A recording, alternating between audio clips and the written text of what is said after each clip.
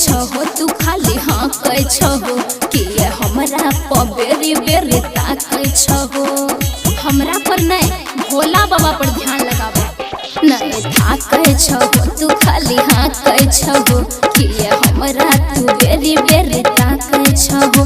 भंग पी के तू देबरू बौरह लागै छो। समझलो ने? हे भौजी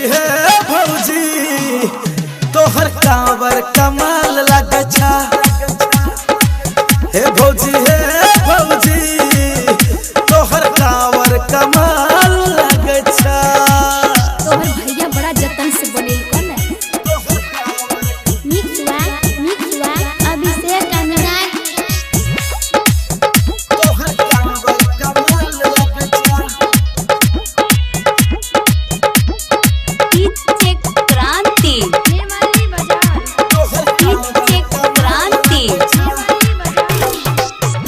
अभी दूर छे बहुते हुसुइया पहाड़ सिपिया ने गांजा लग जैतो बुखार। अरे तनी धीरे।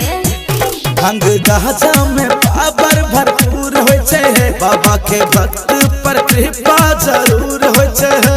तो सावन में देवघर हर साल आबै छो। बुझलो ने? हे भौजी तोहर कांवर कमाल लागे छा। हे भौजी तोहर कांवर कमाल लागे छा। तोहर कांवर कमाल लागे छा। मिक्सवा अभिषेक अनुराग।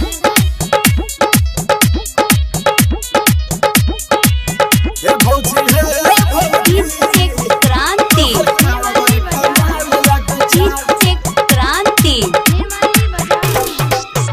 काबर लेके हम अइबै भोला के द्वार। सुन लेथिन जे बाबा हमर दिल के पुकार। जोड़ा जोड़ा काबर लेबै हो। भोला बाबा के महिमा महान छे। निर्धन के धन बाझिन के संतान है। सन्नु सुनिल तोहर बोली बबल लागै छो। की बुझबो? हे भौजी तोहर कांवर कमाल लागे छा। हे भौजी तोहर कांवर कमाल लागे छा। अच्छा अगला साल तोरोल बनवाई दो।